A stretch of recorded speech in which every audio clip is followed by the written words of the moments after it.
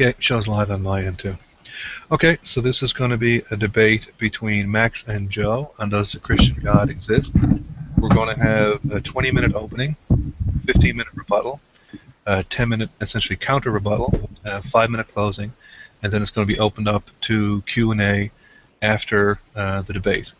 So we're going to start now with Max, who's going to take the affirmative. All right, thank you for the introduction. The case for the Christian God. My name is Maximus Confesses. I'll be defending the affirmative position that God does indeed exist. And to demonstrate God's existence, I'm going to show his indispensability for objective morality using a specific formulation of the moral argument called the Anselm-Kantian moral argument. But first, I think it pertinent to define God. And let's go with the definition of the divine. X is divine if they have the following qualities. The first one is omnipotence. X is omnipotent if and only if, the IFF stands for if and only if, by the way, there is nothing possible in principle which can thwart, manipulate, or change X. This is more of a negative definition of omnipotence that's more supported in apophatic theology in the work of Anselm, but I think it works much better than and isn't privy to probably the same criticisms as omnipotence, such as can God create a rock so heavy he cannot lift? Something akin to that.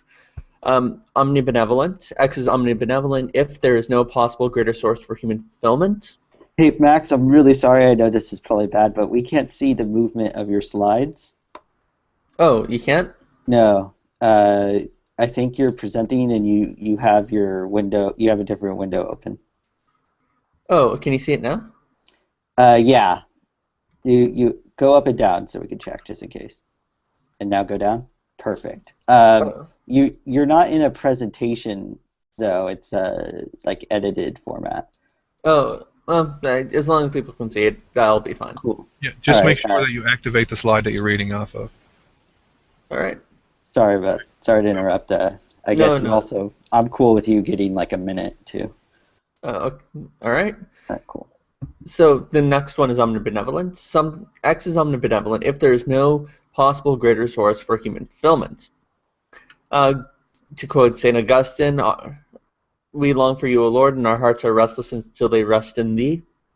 The notion is that human nature has certain things which fulfill it a lot better than other things, of course, but if there is a God, then he should fulfill it greater than any other possible thing.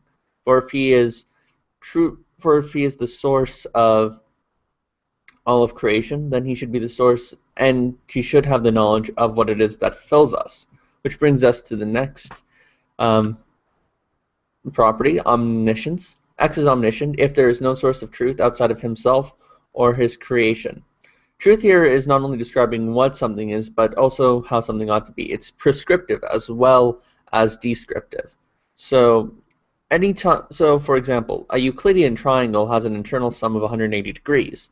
So anytime I draw a Euclidean triangle, it ought to have it. And the important thing here is because God is the power, the source behind creation, he is also the source of truth in creation itself, and also for himself by his just own existence. God is also indivisible. X is indivisible if it has no parts that are more basic. Immutable. X is immutable if it has no ability to change. It's timeless if it's not temporally extended in four-dimensional space-time. God is not. And it's spaceless if it has no extension.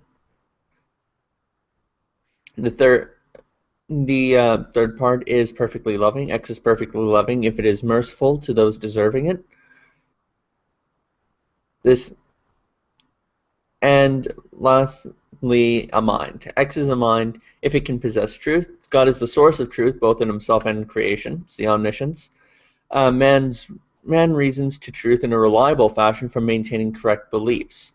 Truth is what corresponds to reality in this case. God is the corresponder to reality, is ultimately the corresponder, linking what what is in himself to what ought to be in creation. The next part is worship-worthy. X is worthy of worship if we have no justifiable reason not to obey such a being. X is simple if it is directly the truth maker for all properties. And so, for example, to be the truth maker for all your properties. If we look at Socrates, a classical example, Socrates is known to be who he is because of where he was born, his teachings, various accidental properties that coalesce. So he gets his properties from participating in his surroundings as the particular being that he is, none of which are really up to him. However, with God, the divine has all its attributes in himself. He's not contingent upon anything else for them. And lastly, a Trinity member. X is a member of the Trinity if it has all its properties from God innately or by participating in the Trinity. There is one God because there is one Trinity of beings with all the aforementioned properties listed above. This brings us to the definition of God as opposed to the divine. God is the Trinity, and those participating in it are divine. It consists of the Father. X is the Father if it is the member of the Trinity with whom all the other members participate with. Consists of the Son. X is the Son if it is the Son, it participates in the Trinity by way of the Father and is incarnate in Jesus Christ. Christ is both God and man because he shares all the necessary properties of God and creates a state of affairs in nature such that it expresses its divine nature through a particular human form. And lastly, it consists of the Holy Spirit. X is the Holy Spirit if it participates in the Trinity by way of the Father and the Son. What one has to remember here is the term participates is different from being caused in this sense. Platonic objects, if one is familiar with Plato's philosophy, he thought that there was this universal, and all particulars get their essence or form by participating with the universal. So there is the perfect man, and then there are various men or human beings. The Father is the divine head in whom the Son and the Holy Spirit participate perfectly with.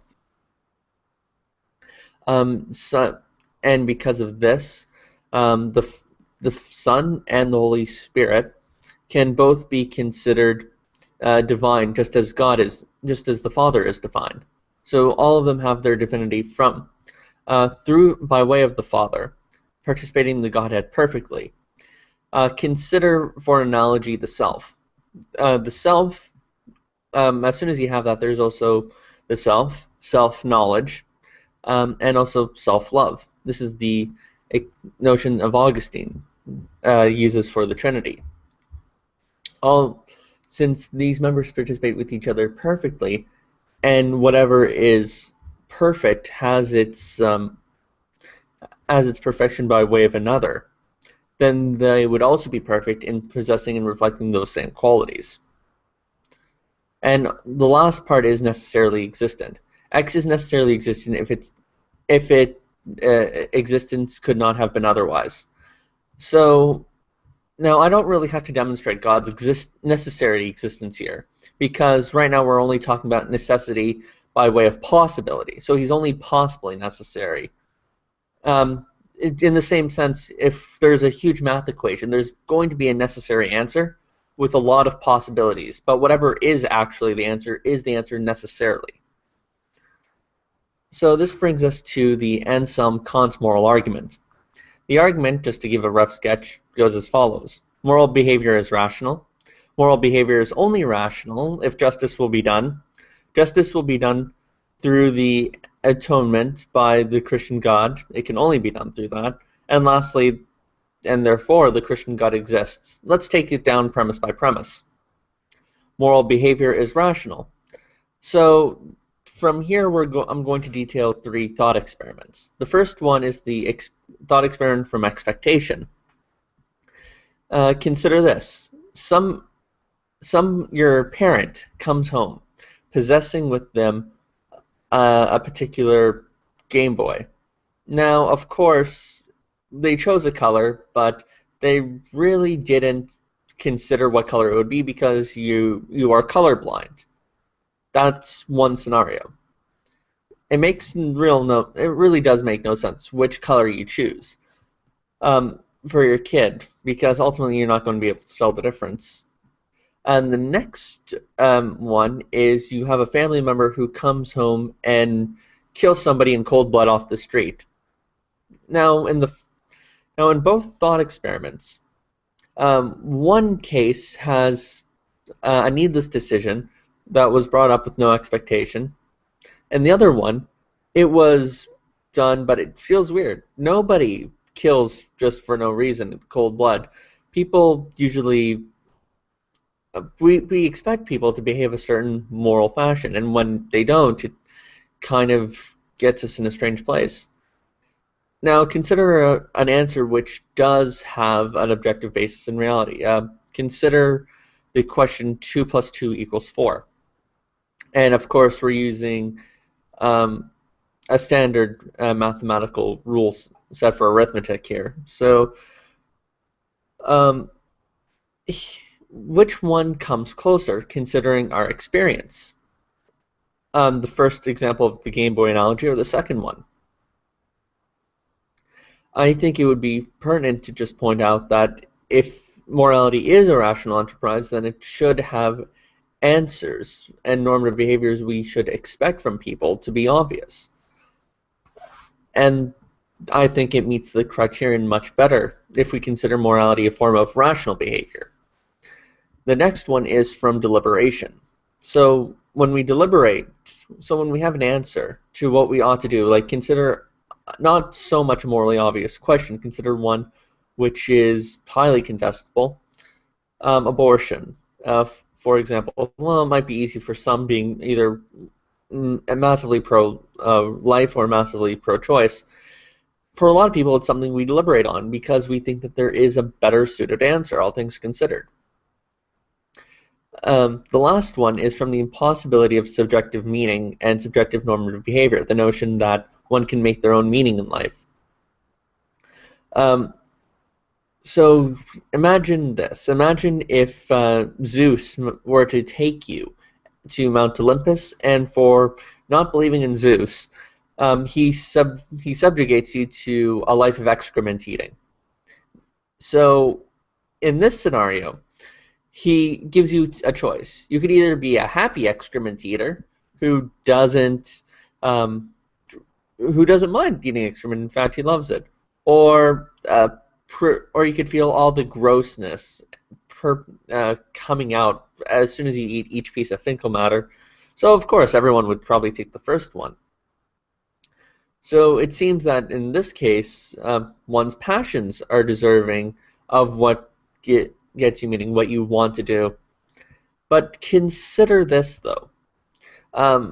Consider if you then had the choice from Zeus to either continue eating excrement happily and without cause or without need of any more fulfillment, or you could be, a pianist who has a decent life. He's paid money to do what he loves, but at the same time, he has some unrequited love. He's not always fully happy. If anyone were to choose the life of eating excrement over that, we would consider the supposed kindness of Zeus to allow you to not to be happy with excrement eating, not so much a divine gift, but really a gift which was more of a cruel divine joke. So I think considering the thought experiments, it would be far more consistent to consider moral behaviors to be a type of rational behavior. The next one is moral behavior is only rational if justice will be done. If justice, giving people what they deserve, is not done, there is no reason to prefer the moral life over the immoral life. Consider this. Consider it raining. What we mostly would do would pick up a rain jacket or an umbrella, but imagine if those things did nothing to stop us from getting wet. This was maybe a form of magical rain that just seeps right through the fabric. would any of us really bother bringing an umbrella or a rain jacket anywhere around if they, well, didn't function at all? That they got you wet, that it was just really a little extra hassle for nothing? No. Likewise, we have a world where justice will not be done. You have certain scenarios where evil people get away with something. People in power aren't called out. They live relatively easy lives, and nothing is done to be accounted for. So there is reason to. So we have now our second premise. There is reason to prefer the moral life over the immoral life, and those were, of course, it's defended from the impossibility of the contrary, but it's also kind of explored in the first premise, because they can't really be a matter of subjectivity or just mere preference. So the third premise is justice can only be done through the atonement done by the Christian God. So here we have the Anselm-Kant paradox. How can you repent of your evil with obligations you already owe to God the Father? The Christian answer is you swear allegiance to Christ, who serves the Father by necessity of his being, not but a supervenient obligation that we ourselves have to obey God. He can pay back your moral debt by way of his nature. Now consider a kingdom that was bankrupt and owes a lot of money to another kingdom. Now obviously they don't have any money or revenue of their own because they don't really have too much access to their coffers. So of course the king of the kingdom that they swear allegiance to, he's not too particularly happy. But then he realizes that the kingdom has a princess. And in an old medieval-fashioned way, he sends his son to marry the princess. Now, by way of the marital contract, the princess actually has access to the king's coffers. That's 15 minutes, Max. Oh, thank you. In the kingdom, hers owes money to. Now, all things considered, since she now has access to the money not by way of herself but by way of her marriage, then she can simply access this. Likewise, when Jesus, who owes nothing to God the Father but participates in the Godhead fully, comes and he is able to offer a way for us to be put in good standing with God by way of his atonements, we actually have a way out. We no longer need to rely on ourselves and our own works, which are impossible to live up to when God is perfect, but we have somebody who, through contract, does it for us. And in doing so, we're strongly attached to Christ. His works complete our own, and he can stand as our representative in a far closer way than in any other scenario or situation. We, on the other hand, if we were to repent, already owing God, then are we really repenting through ourselves or through God? Because everything we have is owed through God himself.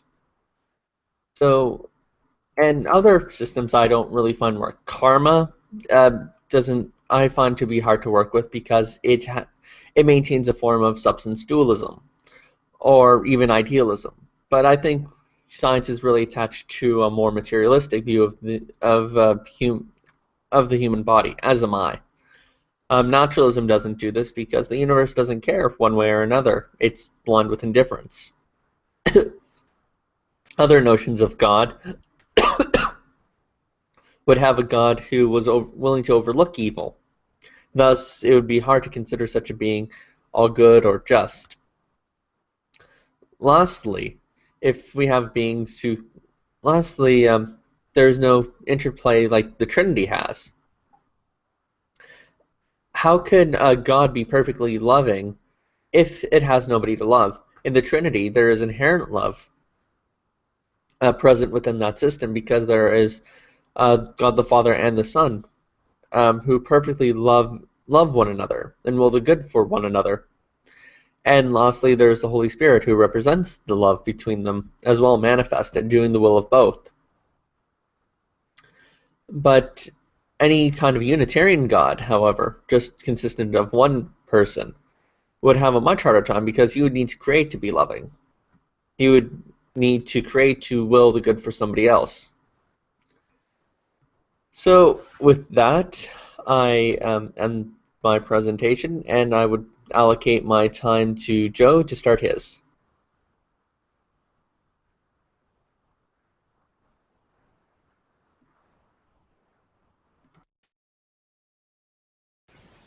Okay, so Joe, now is your 20-minute opening.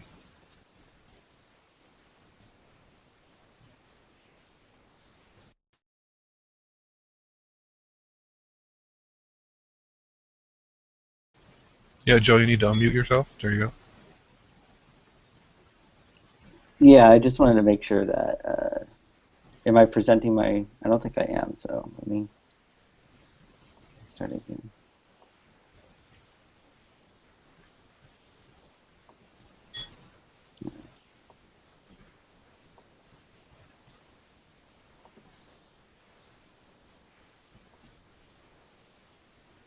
Everyone can see all right? There you go. Yep, you just want to unmute this. Awesome. All right, well, thank you to agree for, Okay, hold on, Maximus is, okay, there you go. Go. You can all see? Okay. Yep. All right, well, thank you for agreeing to this debate, Maximus, and thank you, Cliff, for moderating. So the title of the debate is, Does the Christian God Exist? So really quick, I just want to remind everyone that that this is my opening speech. Any of the specific points that Maximus made are going to be addressed in my rebuttal period.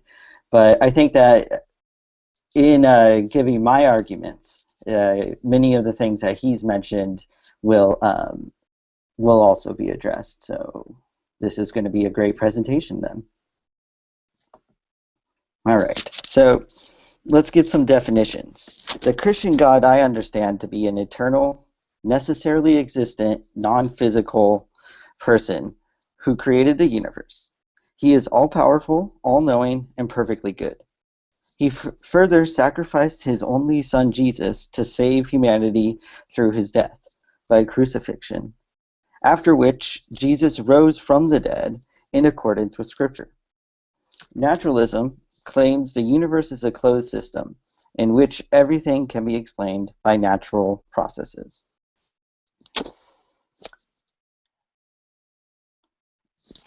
So there is naturalism, and naturalism is compared to Christianity in my presentation.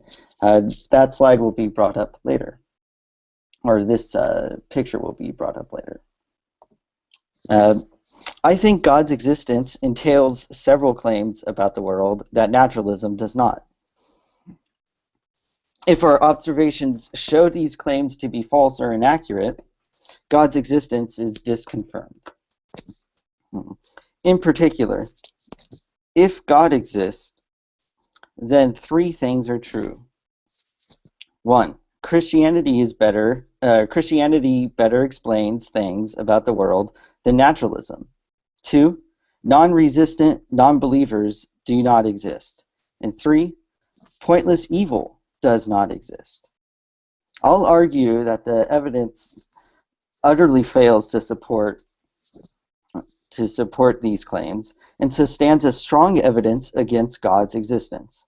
Furthermore, naturalism's ability to more accurately explain the evidence that we do see in the world renders God's existence even more unlikely. All right. So let's look at that first claim. If God exists, then Christianity better explains things about the world. Better explains things about the world than naturalism. However, this claim is contradicted by a profound historical trend in explanations. Over time, Christian explanations about the world have all been supplanted by naturalistic explanations. Disease was once linked to sin, which angered God, who sought to punish us accordingly. But as our understanding about the world accumulated, Christian explanations gave way to naturalistic ones. Sin gave way to the more explanatory germ theory. In fact, the direction of discovered explanations unflinchingly heads to a single direction, towards naturalism and away from Christianity. We have never seen a reversal towards God's existence either. Think about it. There's never been a time when someone said, oh wait, that happened because God wanted demons to do it. Or that happened because angels were sent by God to tell people this or that. The success of naturalism over Christianity is a major theme I will be hammering home for the rest of the debate, because many other Christian explanations are false, inaccurate, or rendered useless in some instances. For example, if God exists, then the mind can survive the death of the physical brain, and there exists at least one non-physical mind already called God.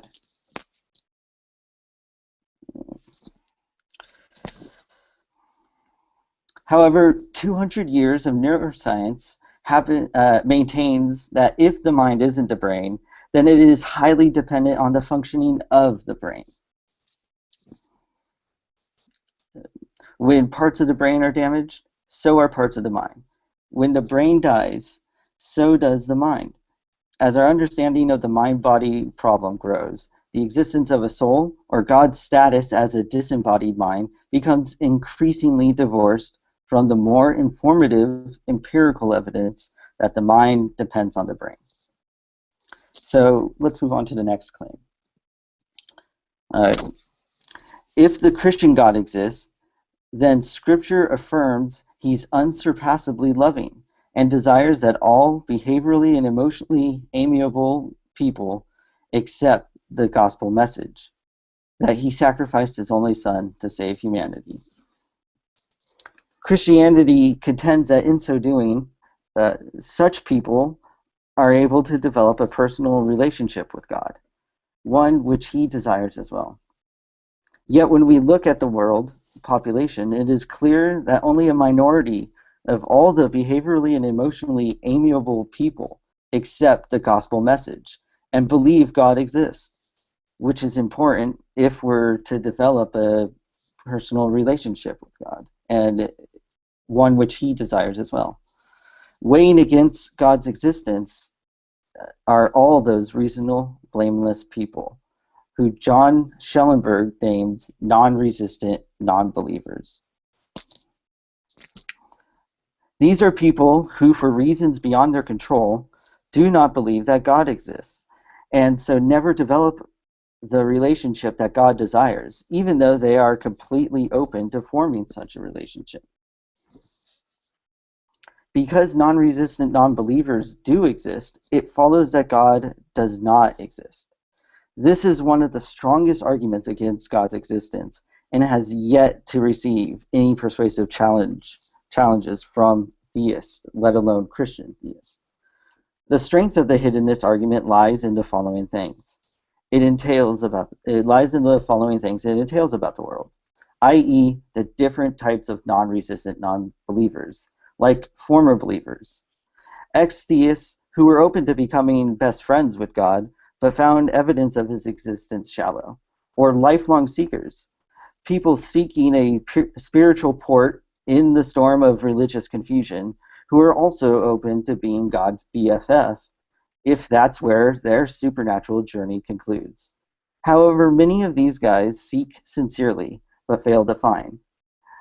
Another category of non-resistant non-believers are converts to non-theistic religions, sincere seekers who instead found a numinous in polytheisms like Hinduism, Taoism, and even paganism, just like our friend Ocean. And there are isolated, there are what are called isolated non-theists. Due to things beyond their control, these people are intellectually or geographically isolated from accessing the gospel message. These people clearly exist and have existed as long as our species has existed. So if God exists, then these non-resistant non-believers should not exist. If Max's God exists, then our friend Ocean should not exist. Yet Ocean does exist, and so do these other non-resistant non-believers.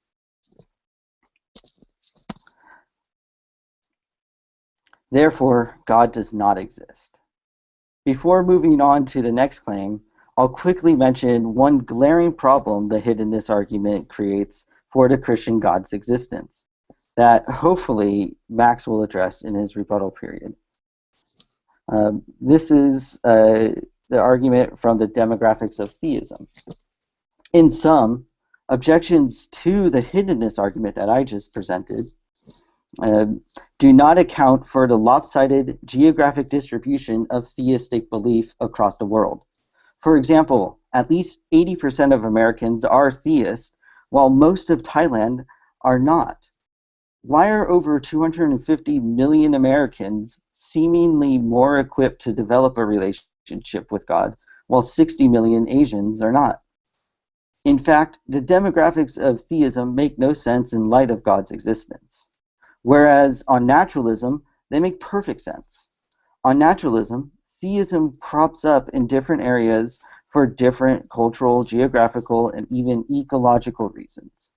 Saudi Arabia, for example, is another theistic nation that does have 95% of its population confessing theists. But that makes sense on naturalism because it's a country that has a political system known as a theocracy. The final claim is that if God exists, then there would be no pointless evil. Free will might let some evil occur, but natural evils would not occur. Things would ultimately be just.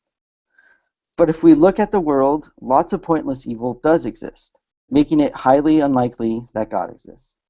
Consider animal suffering. Animals have been maiming, killing, and eating each other in a myriad of horrendous fashions, ranging from poisoning to disemboweling to cannibalizing one another for hundreds of millions of years, to no apparent purpose, and with no end in sight. And natural evil is one among other notable evils, such as evils of natural disasters like hurricanes and tsunamis, extreme moral evils like the evils committed by Stalin or Pol Pot, the evil that is our crappily designed bodies. For example, the female birth canal is not big enough to accommodate a newborn infant's head, resulting in the countless maternal deaths during childbirth, which killed unknown numbers of mothers for at least 200,000 years. If God existed, then such evils seem pointless. How did the death of a mother during childbirth 200,000 years ago build someone's character, or, for example? Furthermore, such pointless evil makes sense on naturalism, which expects such evil to arise as a consequence of our living on a chaotic planet that's at the whim of naturalistic laws. If God exists, the narrow birth canal for women makes no sense, because God could have made women with larger birth canals, whereas naturalism expects that the birth canal structure exist as an ancestral morphological trait, because the advantage of our having larger brains outweighed the painful disadvantages of a more brutal childbirth. Evolution is a slow process, especially in terms of morphological changes, and it doesn't care about our pain and suffering. Related to the previous argument is Stephen Law's evil God challenge, which is more easily articulated defense, which is a more easily articulated defense against the theodicies, which are counters to the evidential problem of evil. And B, it helps focus the debate on the more substantial arguments for and against the Christian God. Now, what if Max was defending instead an all-powerful, all-knowing, perfectly evil God instead of a perfectly good God? Couldn't I just reverse my last argument and run it against evil God? Does the problem of good defeat evil God? Just look around you. The world is bursting with good. Why does evil God let brownies or Downton Abbey exist? Why would evil God let parents love their kids? Evil God hates love. He hates kids too. Now cue the evil. Okay. Now cue the evil God apologist with his own theodicies. You see, evil God gave us free will because evil, chosen freely, without a coercion, is even more deliciously evil. And evil God loves delicious evil. What if our finite, or the other argument could be, what if our finite brains just can't understand evil God's plan? Some pointless goods today might actually set up for a lot more evil in the future. We shouldn't presume to know the mind of evil God. Evil God moves in mysterious ways, after all. This is the position of skeptical theism, and it seems even more weak when it's used to defend evil God, which is a deity we would all agree that's absurd. So this That's is 15 the minutes, Joe. Oh, cool, thank you. So this is the evil God challenge, which takes all the theodicies to the evidential problem of evil and reverses them into theodicies the evil God apologists could use to defeat the problem of good.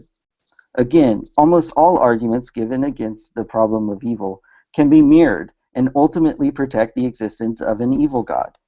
If the evil God can be defended in a way mirroring theistic defenses of good God, then why is it more reasonable to suppose that a good God exists over an evil God? And arguments from motion or first causes are against actual infinities are theistically neutral arguments.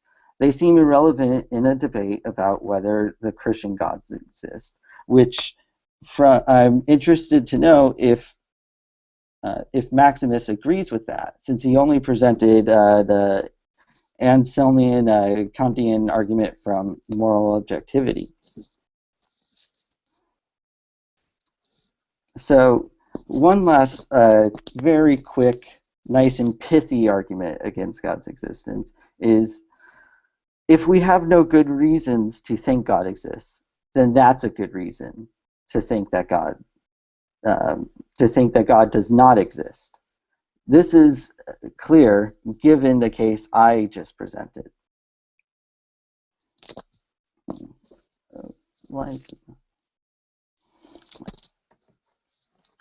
So in sum, I've presented powerful arguments against God's existence: the mind-body problem, divine hiddenness, plus the demographics of theism, the evidential problem of evil, plus the evil God challenge, and the lack of any good reasons to believe in God to begin with. These arguments cannot be ignored by Max if he wants his God to make sense after this debate. And they are even more devastating when coupled with the success of naturalism, which gives a more accurate explanation of the things we do see about the world. If Max wants to maintain that God exists, he must tear down all of my arguments and hope that his case is able to survive my challenges. Unless and until he does that, I maintain that God does not exist. So I can end my last 2 minutes by briefly making Max's case relevant to my own. Again, Max's specific points will be covered in my rebuttal, but here I'll point out that some general issues with his case don't make sense. I feel that there are several important tenets of the Christian God that that Max needs to address in order to make the Christian God make sense. If you look at the Nicene Creed, which Max referred me to in order to better define God in my preparation for this debate, it explicitly says that Jesus rose bodily from the dead in accordance with Scripture. But Max hasn't really presented this in his presentation. And if that's so, I'm not sure why he isn't going to support a central tenet of his Christian God.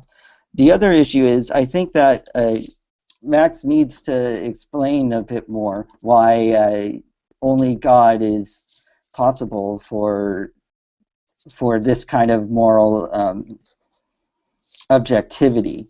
I also think that if he wants to maintain the definition that he presented, which so far I don't see any conflicts with the definition I presented, then he needs to address the mind-body problem especially, because it's clear that God exists without a body, and the mind-body problem shows that any consciousness or any mind cannot exist without dependence on a functioning physical body.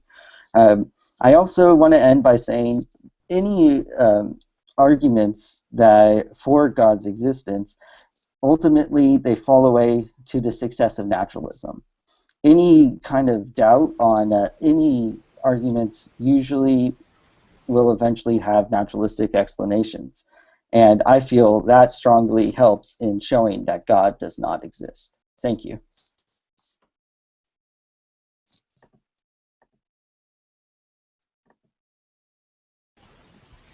Okay, that was Joe's 20-minute opening. And now, Max, are you ready for your 15-minute first rebuttal? Yes, I am. Okay, and you can start. Awesome. So there were pretty good objections there. The first one was naturalism does more to demonstrate and explain the natural world than God does. Well, this is actually not a surprise on Christianity. In fact, it's expected. In Christianity, as has been for our theology, we believe that God creates a world whereby there are certain rules and general tendencies that govern the world around us. And of course, because of this, the world works in a system that doesn't require God's supervenience all the time. In fact, this is one of the reasons why science blossoms so well in the Christian West as opposed to the Middle East and Islam. In Islam, there was a period of time where they did think very similar to how Christians think of it. In fact, there was a certain school in Islam called the Falsafa school, or the philosophy school, inspired by the notion of how the natural world works according to Aristotle and Plato, adapted by various thinkers like Averroes and Avicenna. Now, of course, this gave way to the Kalam school, and people like Al-Ghazali instead believed that causation was merely the work of God in all things. Birds do not fly but for the will of God. Everything that works in creation is directly a cause of God all the time. There is no efficient cause but God just doing it all. Now, if one was to think that was the case, yes, that would be reason to think that God would be a better explanation than natural models. But because the natural world works in accord with the mind of God, insofar as its own natural ability, then naturalism has its own powers that are granted by God, but aren't always induced or pushed. And because of this, there are two levels of causation. There's God being the primary cause and sustainer of the world, but there's also the world itself working according to its own rules, laws, and powers that are granted or allowed by God. And in fact, in the past, we have had the occasionalist school overtake the more traditional and naturalistic Aristotelian school in Christian Europe, funny enough. People like Malebranche, taking cue from René Descartes, held that the world itself was just a huge mechanical machine. It functioned on its own. It wasn't sustained by God because it didn't need to be. And of course, this was the belief of Newton and Descartes. But Malebranche took it to the other extreme to solve the Monty Python problem when he said it was a machine where all its gears function in accord with God being the cause behind each and every function and cause. So, on this view, it was actually the occasionalist school that overtook the Aristotelian school, which was far more naturalistic. So there's actually one case we have where a more overarching God being the head governor and absolute controller of everything position overtook the traditional Aristotelian position. And it was actually this that made way for the natural sciences, as we now know them in contemporary physics, where everything is a Newtonian machine. Although this has been challenged of late thanks to Einstein and then later on with quantum mechanics. But still, at least it's one case where I could easily point that out. So that's not a big deal, at least as I see it. As to the body-mind problem, I would actually agree with most modern science and say that the mind is indeed a biological construct. I'm a pure physicalist in that sense. I won't get into any explanation how I see it, but I'll put myself in the physicalist camp for now. As for what can be considered a mind, though, just because there are physical minds doesn't exclude the notion that there are other minds which are not physical, immaterial minds, for example. And in what sense do we call them minds, though? Well, first we have to actually distinguish something between type and token identity. I believe the mind is, when we say mind or brain activity or any specific, say anything specific about the mind, we're speaking about token identities. To understand the difference, the name Cliff, which is the name of our moderator, is spelled C-L-I-F-F. If I were to ask two people how many letters were there in his name, most people would say, well, there's obviously 5. Although you could also argue that there's 4. How? Simple. People who say that there's 5 would point that in his name there are 5 instances of letters, C-L-I-F-F. Other people would say, well, yeah, but really we only need to count F once because it's just considered a type of letter. So the token identity theorist would say that any form of identity in the brain isn't a perfect or complete match, but rather they are just relative instances. So, for example, a pain in my foot is going to generate very different neural activity than pain in my heart or pain in my chest or any other kind of pain. In fact, so not each instance of feeling pain corresponds to a specific neural firing in the brain. Likewise, there could be other creatures who have very different kinds of intellects. Consider an alien who's purely gaseous. We wouldn't exclude the notion just because everyone who's had a brain so far has been a solid being. Likewise, we would. Artificial intelligence relies upon a certain form of intelligence being realized that does not have any neural firings whatsoever. So in that case, just because one needs so in that case, if we accept token identity, then we don't really identify what is a mind based on what its makeup or biology is. In fact, I did earlier give an example of what one ought to consider a mind, and that was, to just looking back on it, if it can possess truth. So I don't really take that to be much of a challenge. The argument from divine hiddenness, geographic evil, the evidential problem of evil, and animalistic problem of evil, I think all have pretty much the same answer, which is the classical response to the problem of evil. Generally, the free will response takes into account something, a secret premise, which is if God is good, then he ought to prevent all suffering insofar as it is possible. In fact, he's obliged to do so, because that's what his goodness depends on. But classical theism notes that God himself is goodness. There is nothing over and above him commanding him to do something, nor is there some kind of virtue that he needs to fulfill by way of by way of acting in a proper manner like we do. So in that case, if those are the two ways to encourage, then to encourage goodness in us, it doesn't need to be for God. He is his own goodness. So let's take the traditional problem of evil, which is the Epicurean trilemma. Now, it tends to go like this. If God is good, if God does not have the will to stop evil, then he's not benevolent. If God does not have the power to stop evil, then he's not all-powerful. If God does have both will and power to prevent evil, how can there be evil? To further break this down to analogy, if I walk down the street and see a woman being beaten and do nothing about it, then there are problems. On the one hand, I might not be strong enough to stop it. I could still be good for trying to do something about it, but I am not strong enough. On the other hand, let's say I can stop it with a simple push of a button, but I just don't care enough to. Such a person we would rightfully call uncaring, uncompassionate, and morally flawed.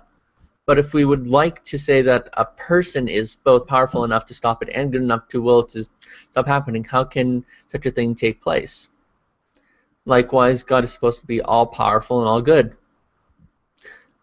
So, how do we go about solving it? Well, most people solve it by addressing the third horn. If God is both willing and powerful, how can there be evil? Most usually in line with the free will defense, by saying, well, there are just some things that are just logically impossible, and then just feign to skeptical theism. Well, we don't know how, but it just is. The classical theist, on the other hand, should, rather than do this, say, should actually define one of the other premises. If God does not have the will to stop evil, then he is not benevolent. Not the case. God does not have any obligation to stop evil once it happens, because his goodness isn't dependent upon stopping it, nor is he commanded to. So that would actually be the horn that I would attack. And with that in mind, how do we relate this to the premises of the other problems? Well, these are evils, no doubt about it. There's the geographic problem there's the animal problem of evil, the geographic problem, the evidential, the divine hiddenness argument, which I consider just to be a variant of it. By the way, J.L. Schellenberg, fun fact, was actually my university professor. So my response would just be to say this. God himself doesn't have any obligation to stop evil, nor does he need to. But does this mean that evil is just pointless and that it exists without any point whatsoever? Not at all, since, as Thomas Aquinas tells us, since God is the highest good, he would not allow any evil to exist in his work unless his omnipotence and goodness were such as to bring good even out of evil. This is a part of the infinite goodness of God, that he should allow evil to exist and out of it produce good. This was also the same theodicy St. Augustine provided in his catechism. Since God is all-powerful, he has an infinite amount of time, can God not take any evil in creation and make it into a good? I see no reason not to. In fact, sometimes God's greatest gifts are his curses, funnily enough. This was echoed in this small article. It was an interview with Stephen Colbert. The interviewer asked him if he could help him understand a saying he said better. And he described a letter from Tolkien in response to a priest who had questioned about Tolkien's mythos was sufficiently doctrinaire, since it treated death not as a punishment for sin of the fall, but as a gift. This is, of course, referring to a certain race that doesn't die, but who's jealous of creatures who can. Tolkien says in a letter back, what punishments of God are not gifts? Colbert knocks his knuckles on the table and says, what punishments of God are not gifts? He says, his eyes were powerful and filled with tears, so it would be ungrateful not to take everything with gratitude. It doesn't mean you want it. I can hold both of these ideas in my head. Any evil that's present within my life is a curse in one sense, but God can always take that and make it better. It doesn't mean that I don't want it to happen, but it doesn't mean I can't be grateful. When Tolkien lost his mother, father, and his brother, rendered an orphan but made into a powerful writer. On the other hand, we have Stephen Colbert, a man who lost his father and his brother on the same day. And yet he was able to take his life as a comedian and be much better for it. So the real formulation of the trilemma is, if God does not have the will to stop evil, then he is not benevolent. Rather, it is, since God is benevolent to will the stopping of evil, he will either prevent it or draw from it a greater good. And so the aversion from God into non-belief, the evidential the problems of evil we see day to day, even animal suffering, those particular evils are such that God can even bring out something greater from them, and he is not limited by any lack of power.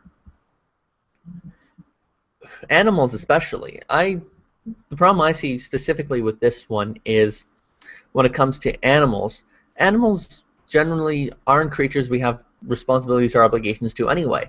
Humans have to treat animals nicely, I would argue, because our psyche and our biology and are actually better off when we treat animals with love and kindness. Our nature exists such that it requires it, and it's built on it. It doesn't mean we have any obligations to these animals, but treating them nicely is better for our virtue. God, on the other hand, isn't fazed one way or another by when an animal suffers. As for the evil God challenge, the moral argument does sidestep this issue because an evil God doesn't present a benchmark for morality. This was something even Law himself was quick to point out, although he rejects the moral argument. So I don't think it really bears discussing. As for the geographic problem of evil, I believe that God elects who he wills, and he chooses this, and based on it, it is in his will and not mine. And from those who he chooses not to elect, I would say that God, even from their rejection of him, can draw even from that a greater good as well. How exactly he does this is unbeknownst to me, since I am not all-powerful, nor do I have future sight. But I have faith that it will happen, and it's based on good reason. Oh, by the way, I apologize for not addressing everything you said, but limited time. Here you go. Okay, so that's Max's first rebuttal. And Joe, are you ready for your rebuttal?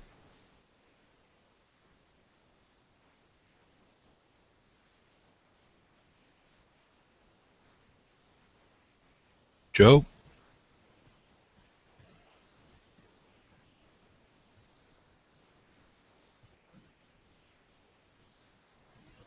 I think I might have bored Joe to death.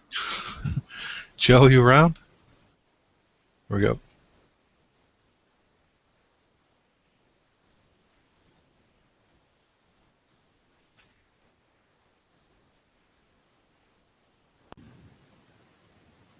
Defeated! That's how you win a debate. You make your opponent actually run. He's back. I didn't know I was that good. Can you guys hear me okay? I'm really sorry. For some reason it wouldn't. Sorry about that. Yep. I hope I didn't mess up the broadcast. It looks like it didn't. Yeah, I'm ready to go. Sorry about that, everyone. Okay, you can start. Okay, so again, so here I want to review Max's arguments and see how they compare with my own. Basically, I do not think that they show that God exists. Max's major argument was that I believe God is necessary for for objective morality, or for a morality that is consistent, and that we should all adopt in order to be moral creatures in the world. I don't think he's demonstrated that at all. I mean, this is the same view that Christian philosophers agree as well. For example, Swinburne, Richard Swinburne has a quote saying, "I don't see any force in a argument to God's existence from morality." I believe that's like a paraphrase. That's roughly his quote, though. Mm-hmm. And also, I believe that Max also has more not obligations. Max seems to be arguing more for moral obligation. The morality system that he is proposing has to do with our obligations, but these obligations are not consistent with the obligations that God has. Because when we are able to stop people from to stop moral evils or to stop bad things from happening, we if we are in a position to stop it, we do have a moral obligation to stop those evils. And this is a view consistent with naturalism. The other issue with what Max described is his definition of a mind. In order to get around the mind-body problem that I presented, he defined a mind as that which is able to know truth. But I see this answer as just creating more, propagating more questions, because now I feel that Maximus needs to define what he means by truth, and I believe that I feel he needs to define what he means by truth, because it's clear that there are minds out there, like children's minds, that at that point are not able to know what truth is. I'm not even sure they can understand the concept of truth. I think I just need more clarification from Max on that issue, if he doesn't mind. That also doesn't address the major issue with the mind-body problem, which is that we have yet to see any minds existing without, let me repeat, we have yet to see minds that are not either the brain, which is a view that Max actually upholds as a physicalist, nor have we seen minds that exist that are not causally and functionally dependent on a physical brain, or a physical body for that matter. So there's no, so there seems to be no evidence that at least helps us. It seems to not allow us to then jump to the conclusion that there exists a disembodied mind out there, and this disembodied mind also has several different qualities, like the ability to create from nothing. Also, this seems to be inconsistent with the view of God's mind specifically, which I wouldn't mind if Max would clarify what the Godhead is, which I take to be God's mind, and this also must be linked with two other entities, the Holy Spirit and Jesus. Not only is it a disembodied mind that I feel Max needs to defend, but it's a disembodied mind that has the ability to be in two different places and in two different realms, and up in heaven as the Holy Father, and as Jesus Christ when Jesus came down and interacted with us. So let's look at my arguments, and see how Max addressed them. And in looking at my arguments and to see if he addressed them substantially, I'll go over the other aspects of Max's case. I already addressed the mind-body problem. Really quickly, though, that his explanation, it doesn't seem to trump the explanation from naturalism. On naturalism, how our minds are formed makes much more sense. Also, on Christian theism, the fact that we have a brain that has our mind doesn't make sense, because God could have just made us with a soul. But instead he made us with a brain that takes up so much energy, and also makes our head bigger, and makes childbirth really, really painful for women, and has made it really, really painful for all the members of Homo sapiens. I also feel like he confused two of my arguments. He confused the argument from divine hiddenness with the argument from evil. These are actually two distinct arguments. One could say that hiddenness is a part of the argument of evil, but I'm not going there. I think these are two distinct and powerful arguments. The objections that Max brought up that were related to the argument from hiddenness is that he does concede that there are non-resistant non-believers, but he feels that they are part of God's plan in order to bring people to know God or bring people to accept the gospel message, which is to then come into a personal relationship with God. Now, if God desires this, and there are people out there who desire who are more than willing, there are people out there who are more than willing to come into a personal relationship with God, but don't, then it feels as though God is not meeting his end of the deal. These people God desires a personal relationship with these people, but through no fault of their own, these people are not able to come into that relationship with God. This also doesn't make the counter to this that Max brought up also doesn't make sense in light of geographic distribution. He says that a geographic distribution, what it does is, he says what it does is it allows non-believers allow believers to come to know God in a way that's more. It's a type of coming to know God that God appreciates more.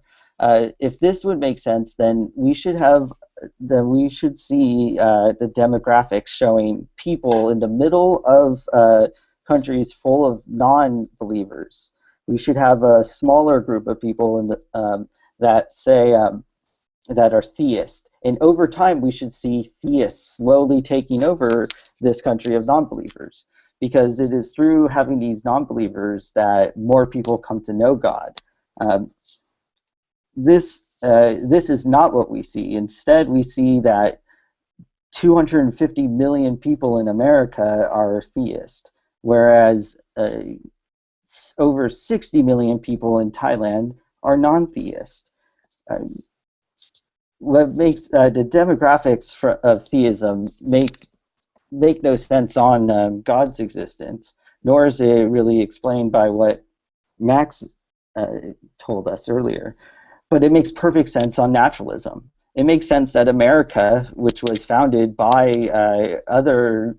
very sincerely devout people and established by the Pilgrims, who were Puritans, who were Christians, essentially, it makes sense that that country is populated by theists on naturalism. Okay, and the other thing is, in order to account for the problem of evil, Max has said that Max has kind of has talked about moral obligations. Essentially, the obligations that God has are not the obligations that we have. But at the same time, I feel that Max would say that if we saw a little girl who was drowning, and we both happened to be Olympic swimmers, and we're both able to go out and save that little girl from drowning, we would be obligated to save that little girl. And if we chose not to save that little girl, then that would be a moral wrong. That would be wrong. But God has obligations that we do not have. This goes against the idea that God is a person who wants to develop a loving relationship with us.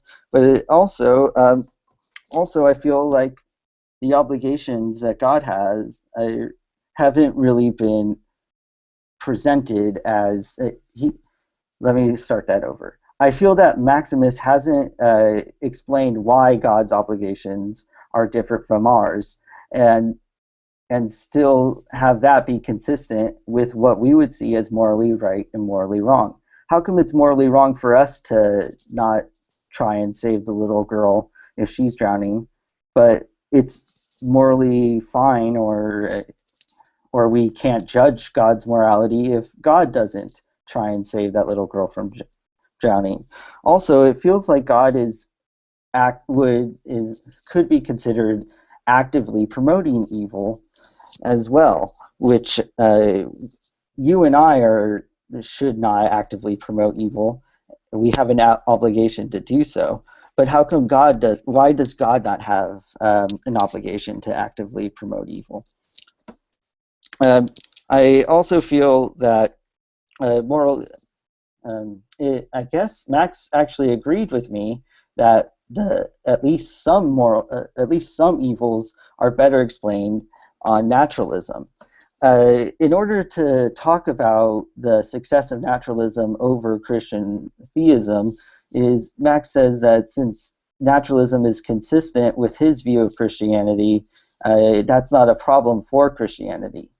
But I don't know. It seems as though if everything can work on naturalism alone, it by no means needs God in order to work. Then why posit a God? It seems like it's less simple, which was an idea that Max brought up earlier. It's more simple to just just work with naturalism, which says that natural processes are behind all these things. Whereas the view that Max is supporting also posit that there is a God who doesn't have the same moral obligations as us, but happens to be morally good and can be three different entities, but also wants to have a personal relationship with us, and at one point intervene with the natural world. Why is it that science can work so well without having to worry about this intervention by God? It seems like it's adding on an unnecessary caveat to all of our explanations about the world that you don't need. Naturalism explains everything by itself, so why would you need to also add that there is a God? It doesn't add any utility to our explanations. And this is related to my last pithy argument, which is if we have no good reasons to think that God exists, that's a good reason to think that God exists. I guess one last thing I should mention on morality is that Max at best is saying that objective morality is required for God, or that God is what grounds objective morality. But he hasn't established why objective morality is more useful in light of subjective morality. He also, I'm not sure how, I would like him to explain that a little bit more if he doesn't mind. Because if anything, the God of Christianity is more consistent with a subjective moral framework, and I think that needs to be addressed as well. Thank you. Okay, Max, are you ready for your last counter rebuttal? You know it. Okay, you can go. Awesome. So I'm going to start off with the Swinburne quote. Swinburne was talking about grounding objective morality, which I agree with. There are plenty of secular frameworks that seem to do a pretty good and consistent job. Everything from moral Platonism to neo-Aristotelianism and much more. Social constructivism is another. But I'm not really defending God from the point of view of grounding objective morality as such, but rather showing that if there is objective morality, it requires moral rationality, and moral rationality as a necessary requirement requires justice being done. So the Swinburne quote completely addresses type of moral argument very different from mine. The notion of truth that I'm using, just to clarify, is a simple correspondence theory of truth. Something corresponds to reality if something is true if it corresponds to reality. So we have a proposition, and therefore, to note that it is true, it has to have a truth maker, something in reality which makes it true as opposed to false. If there is a cat on the mat, then if I say my cat is on the mat currently, that is only true if I have a cat and it is on the mat. For God, he not only possesses truth, but he is truth himself, which is to say that God is what makes reality correspond to any particular proposition. The third thing is we have yet to see a mind that exists without a brain. And we would expect more of a dualistic image. Well, actually, I think not. A materialistic image seems to work better with Christianity.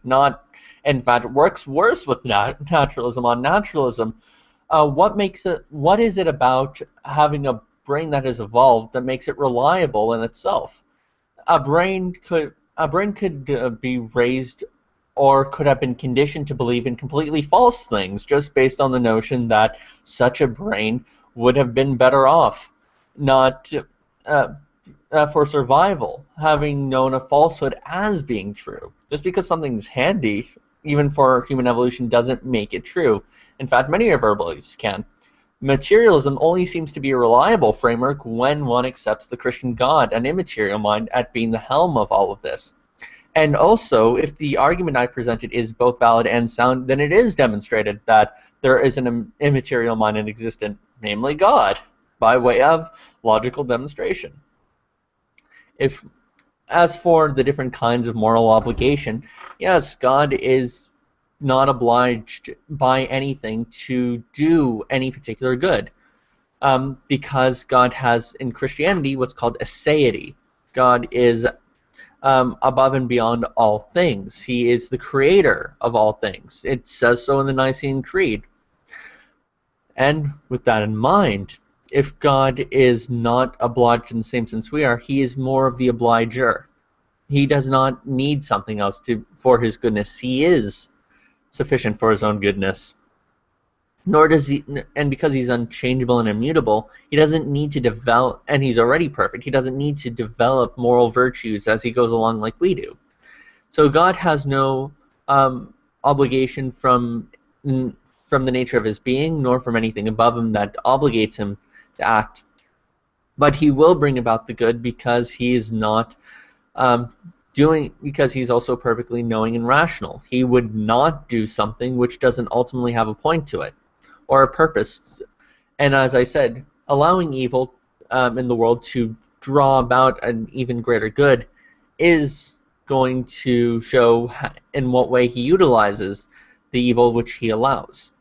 And this includes everything from the people who do not have any knowledge of God, who would not come to a loving relationship, who reject him. And yes, I do consider hiddenness a type of argument from evil. And I think it can answer it in the same way. Likewise, geographic evil, evidential evil, animalistic evil, all possess the same note because they are working from evil. Just take the Euthyphro dilemma, the structure of that argument, and tack on, instead of evil, hiddenness, or geographic hiddenness, and or the evidential problems, or animalistic suffering, and it works just the same. And also, just because we are obliged does not mean. Just because God does not oblige doesn't mean that we don't have any sufficient moral reason for us to be obliged. We do. We are obliged to follow God, and we also have a characteristic or a virtue that needs to be developed. Our virtues are ongoing. They require certain moral conditioning. As for the defense of the Trinity, I'm pretty sure the outline I gave of it does a pretty good job. God can be at two places at once because while his divine nature is eternally present in heaven, when he actualizes the state of affairs in creation, what he's doing is he sustains a human nature which he's perfectly one with, that expresses himself that expresses his being perfectly, as opposed to human beings who are not united to God, who just who have their own reason, right, beliefs, etc., separate of God. Not let's see, and that would also defend the incarnation. So I think I've clarified that. And as for the geographic problem, I would also just tie that again into divine hiddenness, because one could just rephrase it as, why is God hidden from certain people and not others? Why not Thailand? Well, God, on the Christian theology that I espouse, God elects human beings. God chooses the particular human beings who want a relationship with him. I don't believe in the libertarian free will model or the Arminian model, where God himself just sits back, sends a message out there, and sees who responds to it. Further, not only is my theology impenetrable to this criticism, but others are as well. Universalism would just espouse that God is working within each people at their own time. So the argument from divine hiddenness doesn't really work with either a strong electory model like Calvinists and Augustinians and Thomists like myself would accept, nor would even the Universalist accept. I think it only poses a problem for people who have a more Arminian model. Even the open theist who doesn't believe God knows the future could say, well, God didn't know who would come to him. He just left his message out there. So there are various Christian theologies that this doesn't affect. I think it's only problematic for certain Christian theologies, not others. And with that, I would allocate the rest of my time to Joe.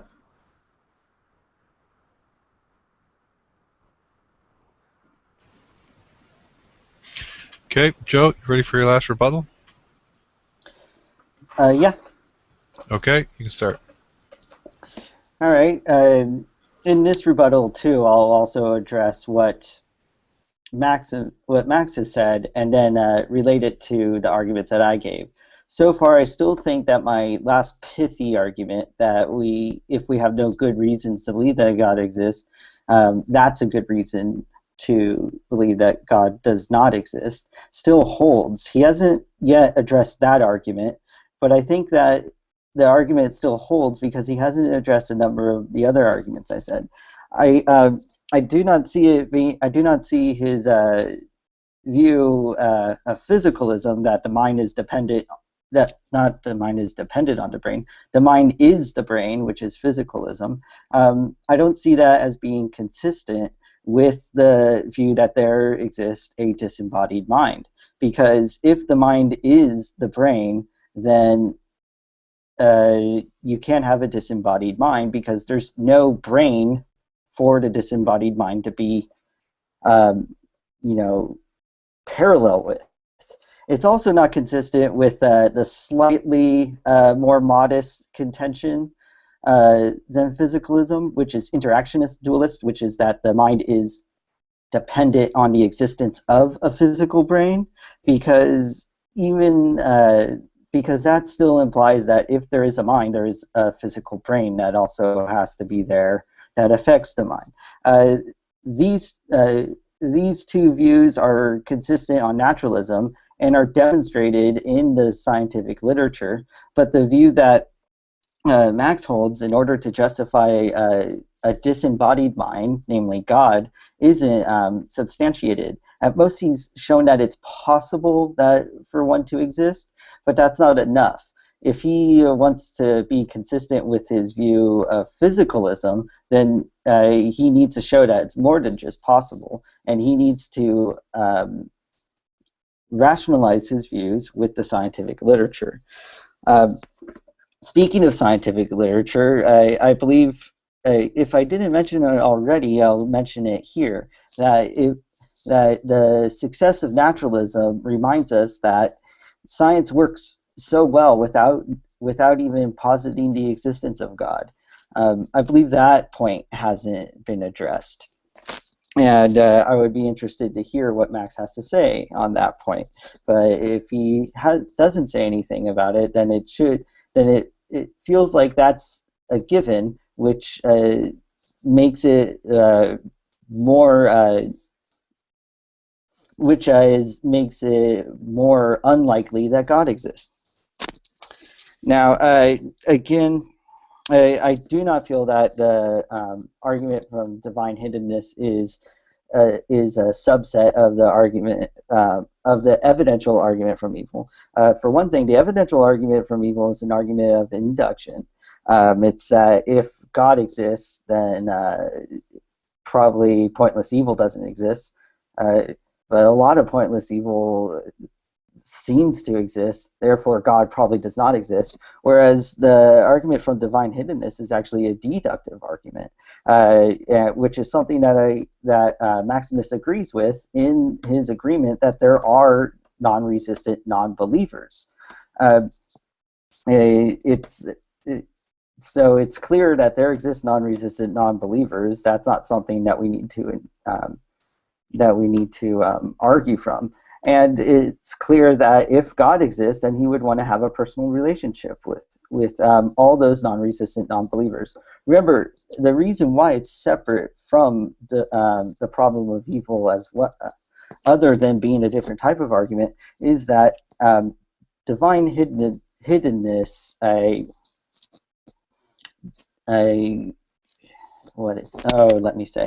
because it is the case that God doesn't desire a relationship with certain types of people. The idea of election was brought up, but the divine hiddenness points out that there are people who are perfectly capable of developing a personal relationship with God, but through even in different processes, do not develop a personal relationship with God. So no call to evil or no call to pain and suffering is required. It certainly doesn't. Pain and suffering or evil certainly doesn't explain the different subcategories. I don't see any idea of evil in the fact that our mutual friend Ocean is a pagan. He doesn't. It seems like he is a great example of a non-resistant non-believer. And I don't see how evil is related to non-resistant non-believers like pagans or like Hindus show some sort of evil that needs to be addressed. So I think those are two separate arguments. And I still think that the demographics of theism don't make sense. In terms of Christianity. And the divine hiddenness argument, and I don't think that that Max's explanation for evil from geographic distribution accounts for the demographics of theism. To add on to the demographics of theism, I guess, argument is that not only is theism unevenly proportioned around the world in ways that make no sense, that don't make sense with Christian counters to the divine hiddenness argument, but it's also distributed temporally lopsided. It doesn't make sense that for almost 200,000 years humans have lived and died without ever coming to know God. And it seems inconsistent with the view of a perfectly loving deity being disinterested in forming a relationship with people like the people who made up the prehistoric foragers, who cannot be considered resistant but still are non-believers simply because they were born thousands of years ago and had no concept of God. In terms of his answers to the evidential problem of evil, I'll remind you that the evil God challenge is important because it shows that any response that's given by the theist to the evidential problem of evil can be mirrored and used to support an evil God. So far, he said that God isn't obligated to to meet our concept of good, but we are, due to specific properties of God that he possessed that we do not possess. I can say the same thing about evil God. He's not obligated to meet our concept of evil, because properties of evil God are different from properties of humans. He also, related to this, is his idea of moral obligation, which requires justice. And I think the idea of justice is absolutely backwards if Christian theism were true, because there is the idea of hell. Hell, to me, is not justice. Hell is eternal punishment for finite crimes. It doesn't seem like it's justice to send someone to hell to be eternally tortured for all time for things he's done in a finite world. It also doesn't seem like justice to have people who were evil their whole lives, but then repented at the last minute to get to go to heaven. Both of those things don't sound like justice to me. And finally, I think that this is another type of evil in that it shows that if we say that people freely choose to go to hell, I say that a person who freely chooses to go to hell is mentally ill. Someone who chooses hell over heaven is mentally ill. And mentally ill people need treatment. They need help. They don't need eternal torture. I think that that is an evil and certainly not justice. And so this doesn't really substantiate the type of moral argument that Max has presented in order to demonstrate that God exists. This also, in general, the success of naturalism shows that we don't need God to exist. And so far, we haven't heard any good reasons to think that God exists.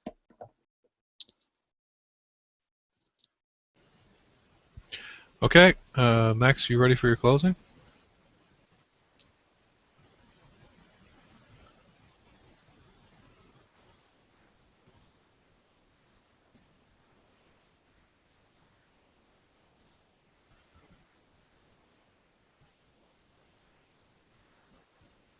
Max, you're still muted. You ready for your 5-minute closing? Oh, yes, I am. Okay, you can start. Cool. Okay, so this is where the evil God challenge fails.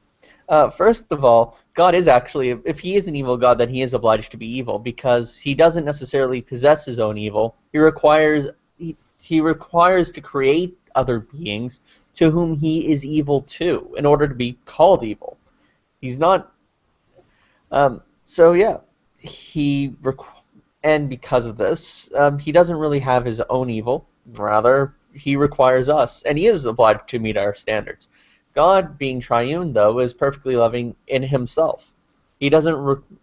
And last time I checked, triune evil God doesn't really work, because he would have to be so hateful and vengeful to the other members that, well, I don't think he'd have enough time to create. Rather, he'd be too focused on himself, his vanity, etc. So that problem aside, the next problem is when it comes. So the next problem I'll deal with is the problem of justice that was outlined earlier. God doesn't punish people for being non-believers. Rather, he punishes people for the sins they commit, the lies they tell. No one is blameless, not one. That is something that has to be taken into account. And finite crimes are not finite when they transgress against the obligations inherent in the presence of the infinite. Goodness, even if we don't understand it to be God, is something that we require and use every day. We all have a moral conscience, and yet we transgress against that. When transgressing against the good, we also just happen to transgress against God himself. And any crime against the infinite is no finite crime. And when somebody repents, it is not a mere saying of magic words. Rather, that is grace regenerating the heart of an evil person. That is an evil person dying, becoming new. And who indeed gets this, I do not know. All I know is that in heaven there is also going to be reconciliation, that we are going to look past our own evils and make it through. When it comes to the argument, when it comes to the success of naturalism, which I'll touch on again, there have been times where even naturalistic models have been overtaken by a theistic model. The one I referenced earlier was when the Aristotelian model of causality was overtaken by the occasionalist model for causality. As for minds, just because a mind is physical doesn't mean that all minds have to be physical. There can indeed be, it's possible, non-physical minds, and it's not a contrary idea. Likewise, if the argument for God, an immaterial mind, works, then one immaterial mind exists. I have demonstrated it. And the problem would have to be made out with the arguments. As for the premises, they were usually defended by way of paradox, the zero-sum argument for the Kantian one, and I think I have defended that well. Although the one objection I had to how physicalism is harder on naturalism is how can you guarantee confidence in a model wherein its mechanics are determined by evolution, which is just blind to truth itself, and rather works to the ends of the survivability of the human being. Survivability does not entail that the human being is going to have true beliefs. It's just that those true beliefs are incidental to the being surviving. That's it. So materialism poses just as hard, if not a harder problem on the naturalist as it does on the supernaturalist. The supernaturalist, although with the reliability of the mind, can always just point to the fact that there's a supernatural guarantor of human reliability. In fact, there are even explanations on the naturalistic model that do not really bode well. For example, people have a secret agency detector, as the naturalist would maintain, that make them believe that there are secret agents about. On supernaturalism, that's explained very easily. God makes it apparent that the supernatural exists, and that's why we have such a mechanism. I end my time. Thank you. Okay, Joe, are you ready for your 5-minute closing? Yes, I am. Okay, and you can start. Okay, well, thank you very much for agreeing to this debate, and Max. I really enjoyed myself. Let me conclude by saying that I don't think that Max has sufficiently addressed any of the arguments I brought up. In his last speech, when he talked about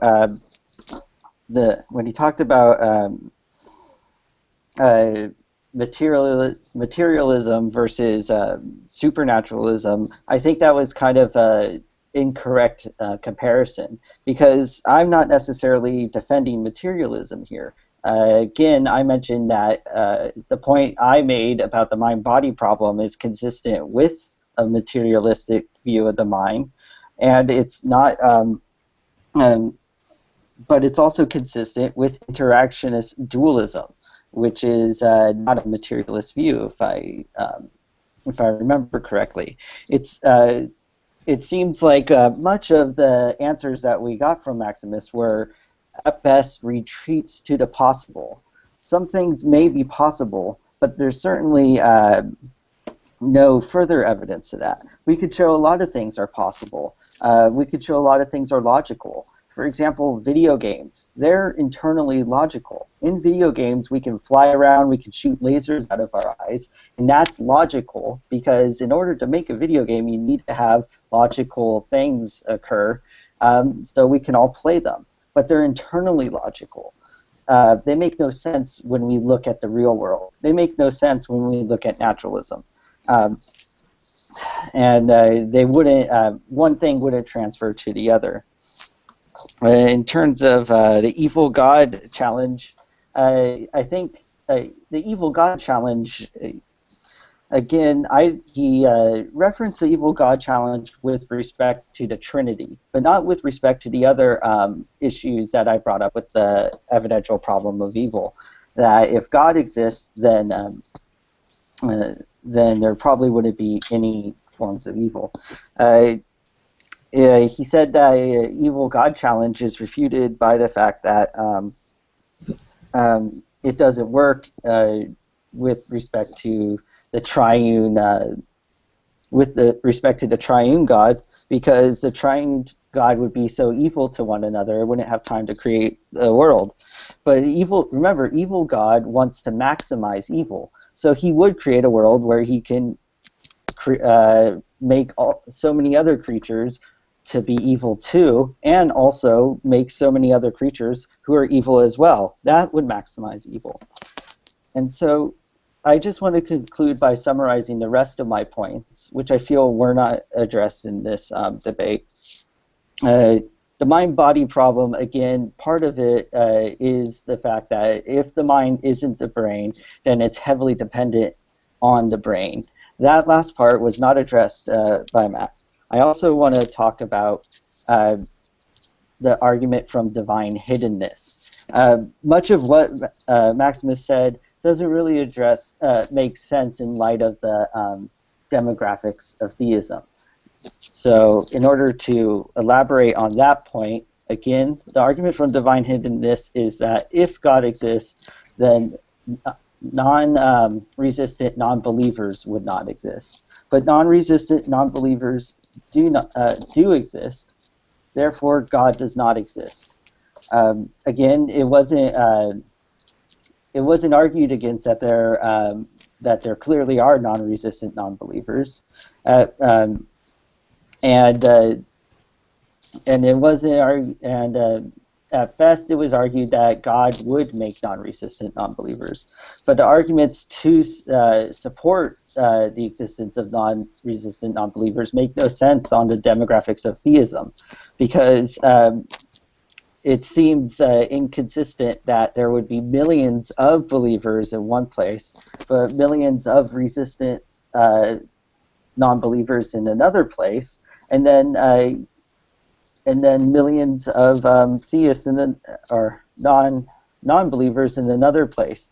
These things don't add up with any of the objections to the argument that have been presented.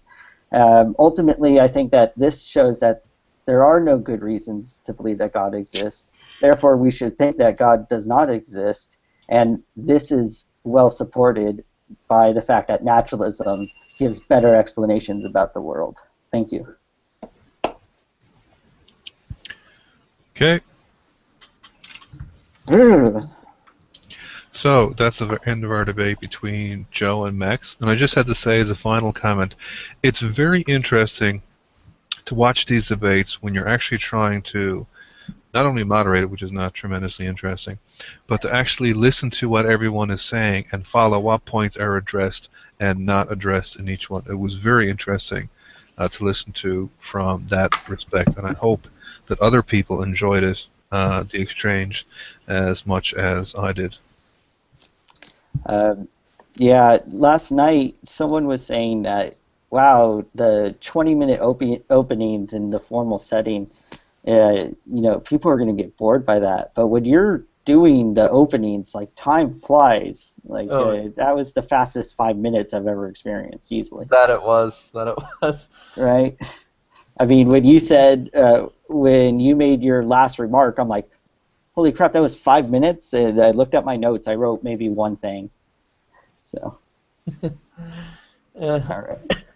Are you still down to talk, or? Yeah, I mean, sure. If anyone wants to come in, we could just post a link in the chat, and we could just discuss, shoot the shit. Yeah, I just posted the link right now. What else? I've been talking for a while, so have you. What else do you think, Cliff? Yeah, do you want to hear my thoughts on it? Yeah, yes, sure. Please. I'm going to give you some just off the top of my head, and I may have missed some things because, like I said, I was trying to write everything down as I was doing. I got a bunch of notes. The thing that I liked about Max's argument was how consistent it was and the simplicity of it, that he made essentially one structured argument. So it was very easy to follow and is very coherent from start to finish. The big problem that I had with it was that it sort of just assumed objective morality exists, and objective morality requires justice, and justice Oh, requires a Christian God. That was the part that if I was Joe, I thought would have railed the board right against it. right. Because That's why I kind of gave those supporting thought experiments in the first one. yeah, Yeah, that's kind of what I tried to hammer home. Although a lot of people tend to shy away from them because for a lot of people those might just be intuition pumps. But I think still think they held up, and I thought that they were pretty good. I was especially happy to use my excrement eater yeah. analogy that I learned actually from an atheist who is Eric Wielenberg. You could actually check out the yeah. I like Eric, yeah. Or, well, I don't know him personally, I should say. I like I always call him Wellenberg. Go on with what you're saying, I'm sorry. Oh, right. From a book that was, I find ironic because it was used in a book that was trying to establish how a godless universe can indeed have virtue and morality, which was something that I don't agree with him on, for the justice factor, but I think that his book was indispensable, at least for the first premise. And the other part that I liked about what Max did was you dealt with almost the Joe's argument from naturalism was dealt with so succinctly when you basically said under Christianity we would expect naturalism to work because God would make the universe in a way that we would be expected to understand it. Therefore you would expect to see naturalism. I thought that was done really well. And the way that now Joe had some contention with it, but I liked the way that you was simply addressed all of the arguments that he was bringing up as some kind of evil. In the case that God doesn't bring everyone to him or whatever it was, and you made it kind of basically, well, we can't know 100% what God is, and the reason why we see these things, it just could be because God has some sufficient reason. And then you dealt with the evil God challenge right away by saying, yes, you can usually counter that with evil God, and saying everything that I'm saying, you can say, well, doesn't that prove evil God? But you immediately said, but evil God wouldn't satisfy the morality argument, which is why I made so I can reject the evil God challenge. I thought I thought the first rebuttal was really well. Oh, and I actually have to say something about Joe's presentation that I really loved. The fact that he actually brought up objections present in the philosophy of religion literature. That is so refreshing. I absolutely love the fact that you also brought up Schellenberg. He was my philosophy professor at university, so I'm always happy to see his argument come about. That's the most persuasive argument, I think, argument from divine hiddenness. It is. It's actually what forced me to It's actually what forced me to reject my more Arminian framework and accept. And I'm using Protestant terminology here because more people are familiar with it. It made me reject the kind of Arminian framework where people freely choose God and accept more of a Calvinistic framework where God elects. So when you said that, I'm like, oh, wait a minute. I'm like, elect. I thought that's more reformed. I wasn't expecting that. Yeah, I'm an Augustinian by background. I differentiate Augustinianism from Calvinism in a few details, mostly to help it fit with my Catholic theology. Oh, I see. Yeah, I mean that was especially when I watched your video that shows the different types of apologetics I would say it's perfect, but for some reason the volume is super low on it. I had to have it at full volume. So, but other than that, it was great to hear. I like the way you explained a different type of apologetic approaches. And when you said that Swinburne was the one that you like, I was like, but I like Swinburne. He's great. Yeah. So it was difficult trying to prepare for the type of arguments that you would give because of just how much overlap because of just how much agreement we have. Right. I think. Yeah, I mean, I have friends who come from a variety of backgrounds. I have friends who are presuppositionalists. I don't defend presuppositional apologetics because I have never met someone who was persuaded by Christian doctrine by way of apologetical, presuppositional methods. It's a good defense of the Christian. It works as a good defense of the Christian faith, but I don't think it makes people question their own beliefs. Because when I practice apologetics, my philosophy is if your apologetic isn't ultimately going to bring forth the Holy Spirit to move them to grace, then it's at least going to have people who are more refined in their thinking and when reflecting on their own philosophical viewpoints. So I think if it's not going to do the non-believer any good by way of bringing them to Christianity, then it's going to do them at least some good in their own personal lives. And I think that if you can strive to bring them to Christianity, at least strive to bring them to some kind of Socratic method of discourse. Yeah. It's always good if you make someone more reasonable than they once were. Yeah. Right? Yeah. And just to make a few comments, Joe, on your presentation, the closing, the same as you did with Nephilim Free, was really strong. And I think the closing is often the most important part of the debate, because it's generally people remember the first of what you say and the last of what you say, and since it's so short, it's usually what people pay the most attention to. People often will zone out during the 20 minutes, but the 5 minutes of some fast, they'll zoom in on it. But the other thing that I will say is that it was very nice to see how close you were paying attention to Max, and you picked up on some things that I didn't even catch right away. So Max said something like, a mind is a thing which can recognize truth, and immediately you came back with a counter, and I don't know if Max addressed this and is not, I was listening to see, but you said, well, if a mind is a thing that recognizes truth, then children don't have minds because they don't recognize truth. Oh, shit. And like you came up with that counter example right away as he was saying it. Like that was really impressive, the way you provided like almost spontaneous counter examples. Yeah, man. If I had more than 5 minutes, I would have probably addressed that. I mean, that's the issue with this. I mean, maybe you would like this if you're, Reasonable Doubts. My Justin Cheever is a friend of mine. Yeah. I was going to say, you do know Justin Cheever. You know that they released a couple of debates that were, extended debates. People released presentations, and then they got a week to respond to them, and then they ultimately took all the audio recordings of the debate and made them into one debate back to back.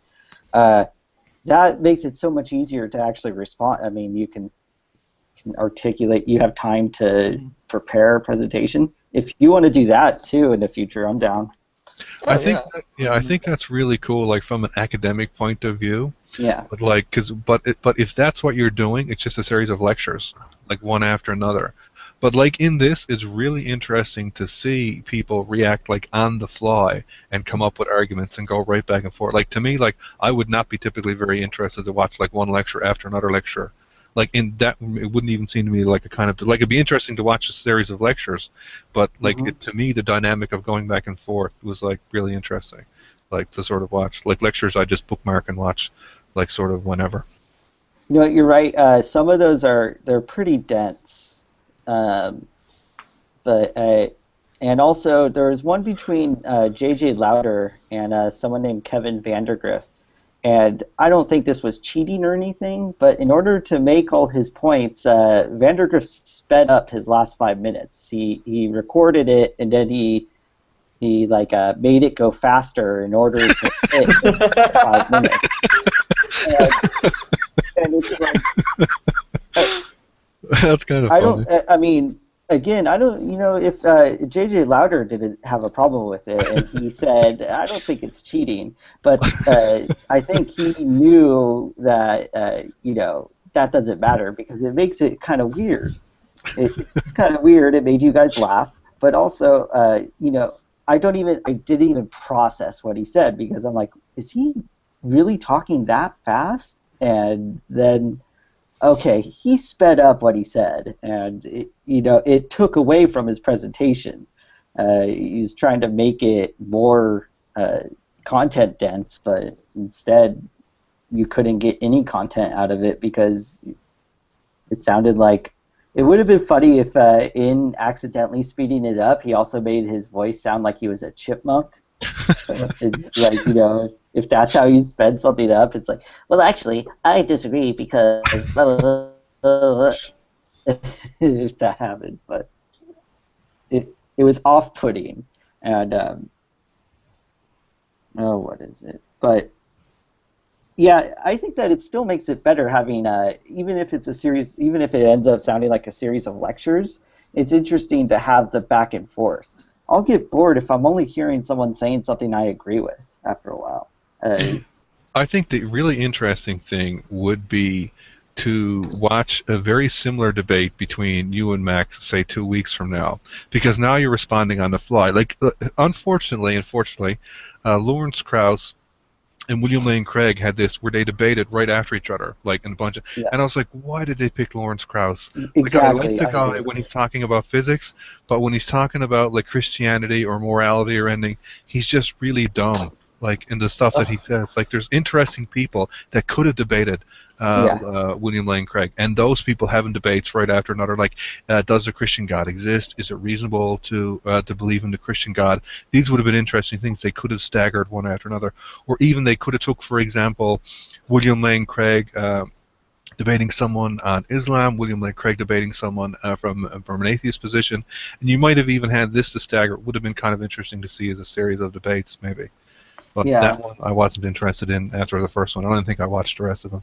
Uh, of all the people, yeah, why Lawrence Krauss? And Lawrence Krauss was also a jerk the whole time. Oh Like I yeah. think It in was the first horrible. debate, I didn't watch it, but I listened to or He I had a read the.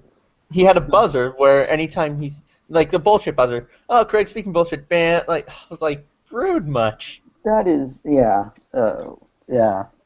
But Cliff was right. It's such a bummer. He William Lane Craig has debated people who were just great. And why is it, of all these people, Lawrence Krauss is who he debates? Like, technically, I think it's like 4 times, if not 3. One of the people who was moderating one of the debates was Graham Oppie. Graham Oppie is like, his books are on uh, atheism, and they're amazing. He's a great. It's like I don't even care if Graham Oppie doesn't have like a debate background. I would rather have one debate between Graham Oppie, who knows the stuff and who isn't just, I guess, obnoxious like Lawrence Krauss, than have the 3 debates with Lawrence. Lawrence Krauss also didn't even address the physics well. That's the part. Like, if I was Lawrence Krauss and I was picking a topic, I'd debate on the Kalam cosmological argument. That's the Yeah. like, because Craig uses it a lot, and I would have said, okay, let's debate this. And It's the it's very Kalam physics. cosmological argument, right? And A it's good also argument. very and it's also very physics intensive, so it would be right up Yeah. Craig's Krauss's alley. In fact, Sean Carroll talked about the fine tuning argument and the Kalam because that's something he knows about, and I really like Sean Carroll was smart enough not to choose something like morality because I'm not because he's pretty much not a moral philosopher. I think Shelley Kagan's a moral philosopher, and he did well Yeah. when that topic was brought up. Yeah. But yeah, stick to your strengths, and I think that works for people. I Yeah, that wish would have he. been another great one indeed. Yeah, if he had to debate the fine-tuning argument as well, like Lawrence Krauss. You had an excellent point, Max. You know what sucks though is that Sean. I wish it was Sean Carroll instead. The Sean Carroll William Lane Craig debate was great. It's. I mean, I was just surprised. I never even heard of Sean Carroll before that, and Sean Carroll I think did an excellent job. But it's such a bummer that the debate really did get into some technical stuff. Like Boltzmann brain problems, a lot of stuff.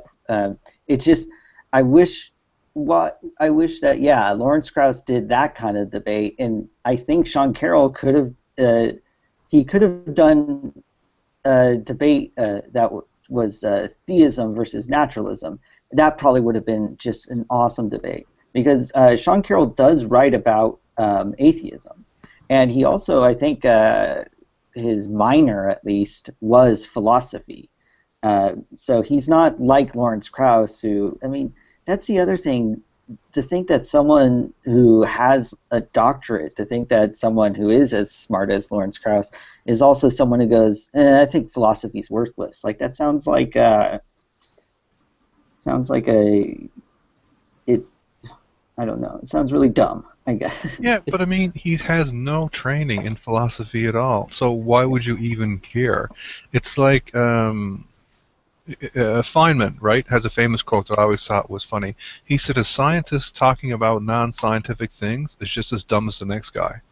Yeah. So why would you care what he said? Like, and why would he even make a statement? It's like so dumb. It's like asking me something about medicine. Like, why would you ask me about it?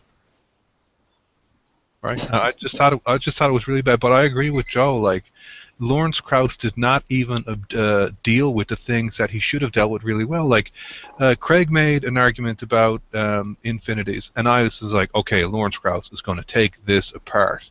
Because Craig is like, oh, infinities can't exist, blah, blah, blah, blah. And Lawrence Krauss's only rebuttal was, well, that's kind of strange. Do you know what the summation of all the natural numbers are from, like, 1 to infinity? Minus 1 over 12. Ha ha, that's kind of weird, too. And I was like, okay, that's disingenuous, because the summation that leads to negative 1 over 12 is not a Riemann sum. It's another formulation, so it's not what people mean when they say summing it up.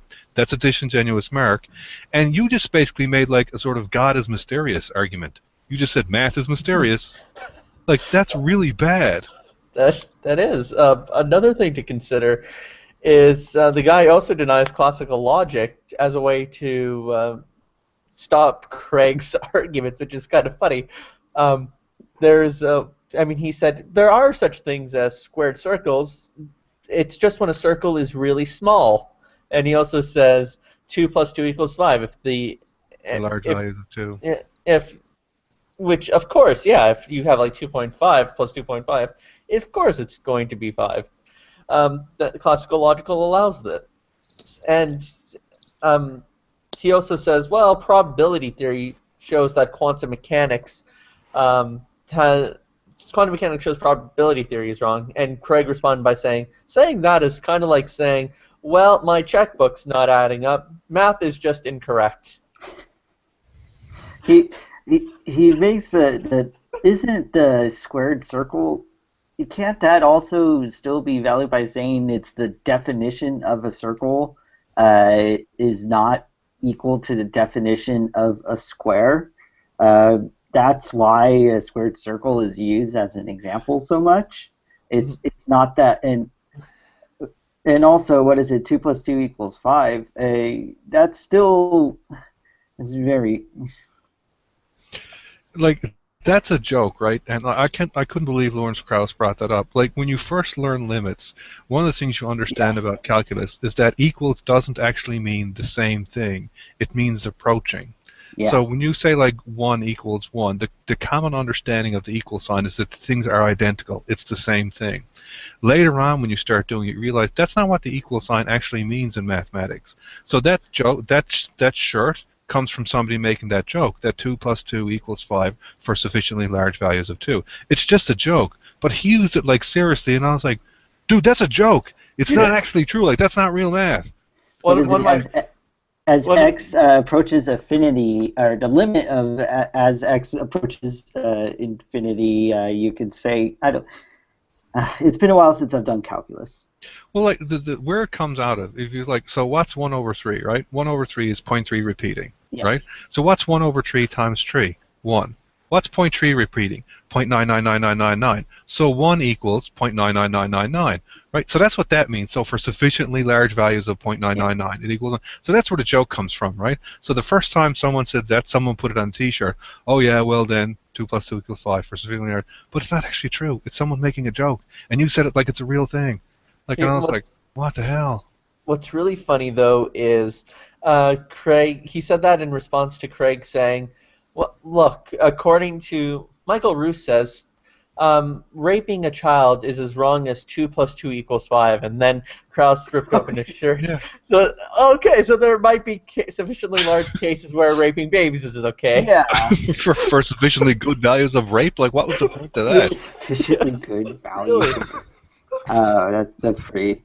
And what sucks is I think that Stephen Law, William Lane Craig's been giving that Michael Roos, or giving a Michael Roos quote for over a decade, the same one. And it was so great hearing Stephen Law he's like, well, yeah, I would have agreed with you that that's not a good moral theory.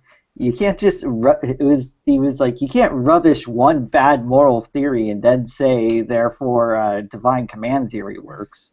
The onus is on you to show the show that all these other moral theories don't work. And like, yeah, in a debate, it would be lame to think that Craig has to go through every single non-divine command theory to finally show that divine command theory works. But at least like attack the better arguments, and the argument from evolution that I think Ruse doesn't uphold either. That's not the best argument atheism has. That's not the best argument. It is a popular one, though. It is a very popular one. Like, people bring it up all the time. Yeah. I mean, I'm not even a divine command theorist myself. I'm actually a virtue. Funny enough, my own position is natural law theory, which actually has its roots in Aristotle and also Cicero, but was adapted by Jewish and Christian theologians, both Thomas Aquinas as a Christian example and Moses Maimonides, Jewish example. You know what, you brought up, there's one point you brought up that I just thought of. It has something to do with what we're talking about. Mm-hmm. I should probably write it down because I'm interested in what you said about it in the debate. But yeah, I knew you weren't a divine command theorist. And again, like, well, I guess not recently, but a month ago, all I was doing was looking up the arguments against divine command theory. And the first person to officially go, yeah, let's have a formal debate is someone who, again, who I agree with on lots of things. I knew you'd get a kick out of the Swinburne quote, by the way. Yeah, I remember when Phil Fernandez was advocating God for the existence of morality and through divine command theory, and I don't remember the name of the atheist debater, but he actually brought up this Swinburne quote just like you did. Although I think I'm a better debater than Phil Fernandez, at least on this argument. But yeah, I was prepared for it. I'm trying to remember.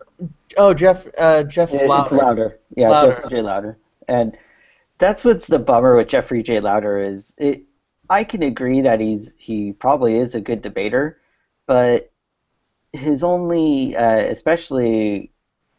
his only public debate example is against Phil Fernandez, who is not a good debater at all. And I wish that Jeffrey J. Lauder would debate more, because it sucks that people like Lawrence Krauss are getting the chance to debate William Lane Craig. I blame William Lane Craig for that, by the way. William Lane Craig could have accepted a debate challenge from Jeffrey J. Lauder. In fact, it's been offered for years, but he keeps putting it off, saying, "Well, no, I'm going to reject this because the guy doesn't have a PhD." Yeah, that's what he said. Of course, neither did Christopher Hitchens, but we allowed that. We allowed for that one. Yeah, I mean, the same could be said for John Loftus too, but I don't think John Loftus is a good debater. I would rather see Craig debate Lauder, and it's.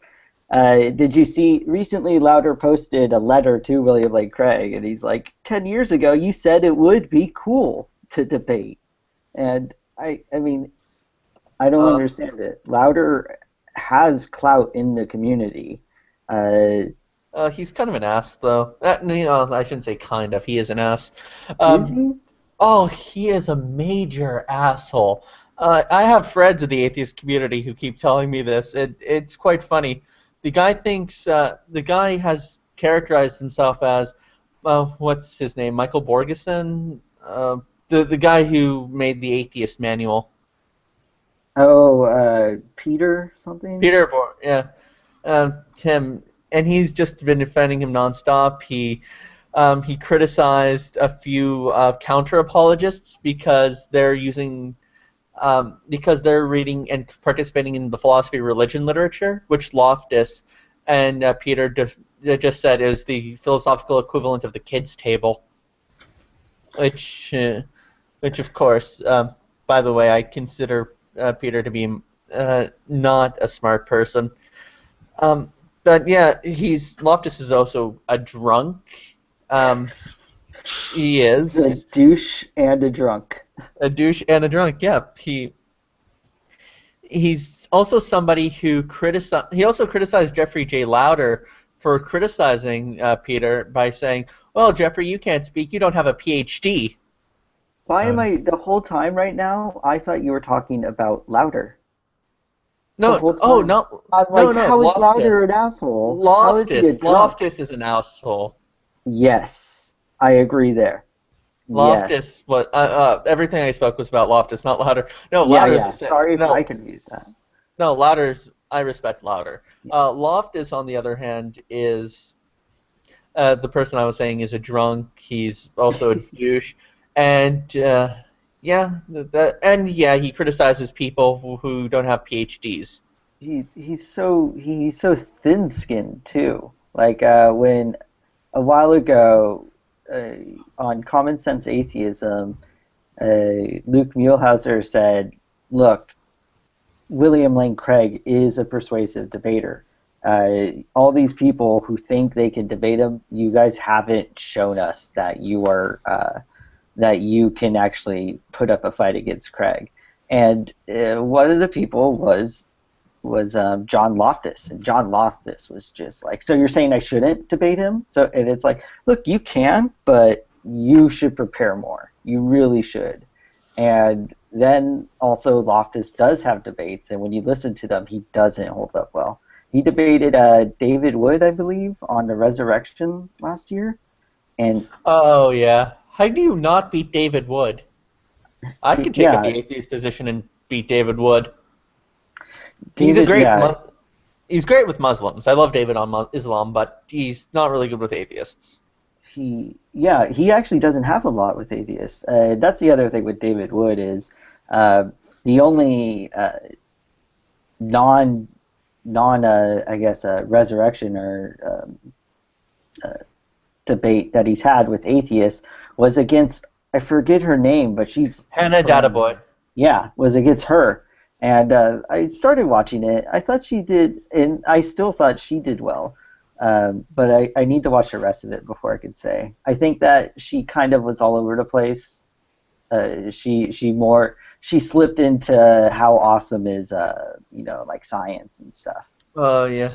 And I don't think science fanboyism tends to make a good or persuasive argument to Christians. no, especially if you have someone like William Lane Craig coming up and talking about cosmology, talking about how his arguments are relevant to the cosmological literature, and then you have the whole time Lawrence Krauss was also, and I'll say something about fine tuning in a minute, and like William Lane Craig kept on saying, we keep on hearing we're gonna find out about fine tuning. Hopefully he'll eventually tell us what he thinks about fine tuning.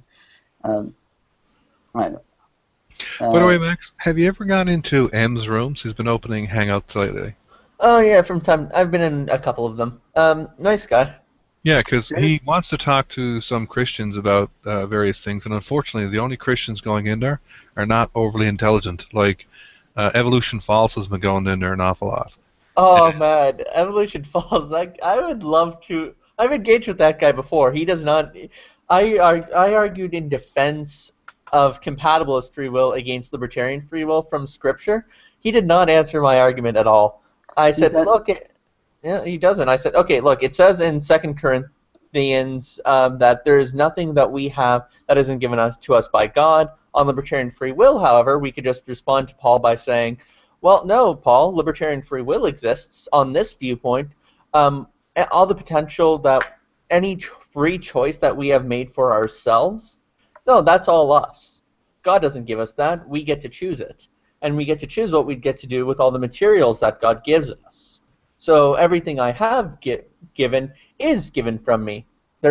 And by the way, the Scripture says there is nothing that you have not received.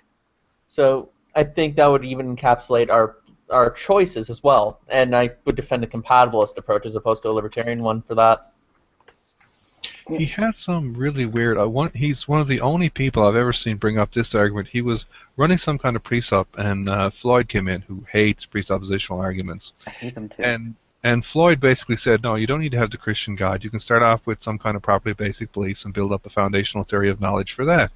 And Evolution Falls is like, well, what are your properly basic beliefs? He tells him, and he's like, well, how do you justify your properly basic beliefs? And Floyd is like, well, you don't. That's what it means to be, you can't justify a properly basic belief. If you could justify it, it wouldn't be a properly basic belief. And he's like, no, if you can't justify it, you can't hold it as a properly basic belief. And I was like, wow, this is interesting. Do you know what a properly basic Belief is? He said that I think actually if you listen to our debate, I talked to him about creationism. If you listen to our debate, I think when I asked him, like, are you a younger creationist, he said yes. And so when I started running the argument that I used against younger creationism, he just was like, I don't agree with that. I don't agree with that. And it's like, well, you said you're a younger creationist, so you agree with Ken Ham or ICR, and he's like, no, you need to go with what the Bible says. And it's like, so I have to go and count up all the different ages myself to you? How come I can't? I mean, just ask you. Like, I did, and he's like, I don't know how old the Earth is. It was really funny. Like, whenever Joe decided to cite something from any kind of creationist resource, he was like, no, you have to do all the math yourself because I don't trust that resource. And it's like, and I tried to make the point clear, which is which is why I try to argue with creationists by sticking within their paradigm, by using their work, is that the people who support it, they don't know anything about what creationists actually say. They don't know what Henry Morris actually says about things. They don't know what John Morris actually says. They don't know what Ken Ham actually says about things. When you say, they think that after only 100 years after the flood, we were able to get the mastodon, and then we were able to get the woolly mammoth, and then we were able to get the two different types of elephants, and they were all able to spread out to America, all within, starting from 100 years after the flood, and before 350 years after the flood. So in 250 years, the elephant kind turned into 4 different elephants, or at least 3 different elephant kinds, and also was in America. I mean, it's impossible. And when I bring that up, they're like, I never said that. I don't think that. I never said that. And it's like, okay, you want this stuff to be taught in the schools? You're going to want your best people to write the stuff that's going to be taught in schools. And the best people on your side, they're the ones who said that crazy, stupid thing. Yeah, because all he'll say is, I don't know. Like, how many kinds? I don't know. And then he'll point to a list. Well, I mean, the creationists. Well, I don't trust the creationists. I don't know how many kinds are on the ark. I don't know when this thing happened. I don't know when the Tower of Babel was. I don't know what the Tower of Babel is. I don't know. I don't know. Oh, so you don't know anything. So when we have to write a textbook, if you're the one that writes it, it's like creationists. I don't know is the answer to all of these things. Ask him if he thinks. Ask him about the flood. I mean, come on. If does he believe the flood was worldwide? Yes. Okay, so he does know that. Yeah, in that case, feel free to go nuts, because that is perhaps the flood narrative is the hardest in the young Earth paradigm to defend. I do not know how one goes about defending a flood on the universe on the young Earth account. I debated Neff on it, and I think I won that technically, but the debate was a little weird, and I messed up on the cross-examination section. The thing with Nephilim is he just makes up stuff. Yeah. And he makes up such a large amount of stuff. And you have to know a large amount of stuff to figure out what he's making up, because he will just make up stuff like wide scale. And you have to be able to counter all of this stuff. Like normally when you're debating, like you're not like that. People are just not going to start saying crazy stuff, but he will. So like that's how he just makes shit up. I remember him. One of the funniest recordings a friend of mine ever got of Nephilim Free was when he said, "Experiencing God is like being in a dark room and experiencing mayonnaise." Mayonnaise. Yes, like that is an actual recording my friend Shadow Heathens has. It is hysterical. So he has There's a been in a dark video. room rubbing himself over with mayonnaise, is what he's saying. There's a That's what video I'm you getting. have where he hits on you, and I really had to try to not just watch that video. I'm like, I have to prepare for the debate. I can't just start watching all the weird videos of Neff. In That's wild. one of the debates I have with him, he agreed with a Christian university's decision to prohibit interracial dating. I brought that up to him, and he's like, "I don't see any problem with that." And like people, like I didn't know how to respond to that. I thought he would say, "Well, they're not true Christians," or something like that. I didn't know he would actually go, "No, I don't see anything wrong with prohibiting interracial dating." Yeah, because he believes like they all came from specific people, right? All the races of man are from the original like descendants. Did he makes this big argument, and I've always wanted Ocean to be in the room where he starts ranting out, well, historically this dude is this dude, and these tribes, and just like, and again, he's just making shit up on scale. But if you don't know the history to counter it. Oh, I should also ask about that, though. When he was defending that, was he at least caveating with, well, they're a private Christian institution, and I think private institutions should be allowed to do as they see fit. He didn't even do that. That would have been the better answer. Yeah. So he thinks there's something morally wrong with interracial dating. Well, he's like, I don't see a problem with people with a black person, dating a white person and them having children. Good for them. They're doing what God wants. But there's nothing wrong with wanting to keep the different, tribes of man separate. Yeah, tribes of man. That's what oh fuck. Yeah, that is some definite racism. Yeah, like it's not even a hint, right? At that point, all I did was this face. I was just like,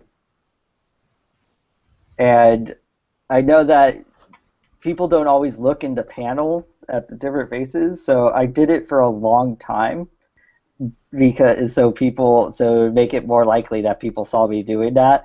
And Farhan, who was in the room, he's like, Joe, I screen capped your face when you made that face. I was just sitting there. Oh God, I was just like.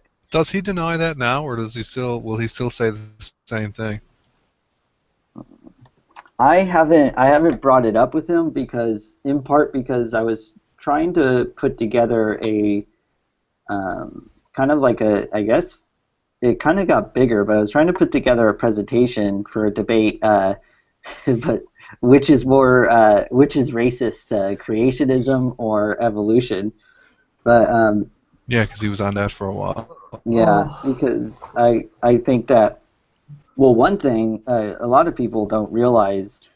A lot of people don't realize that creationism is very, very racist, and people have used Christianity to push racist agendas. People have used evolution to push racist agendas.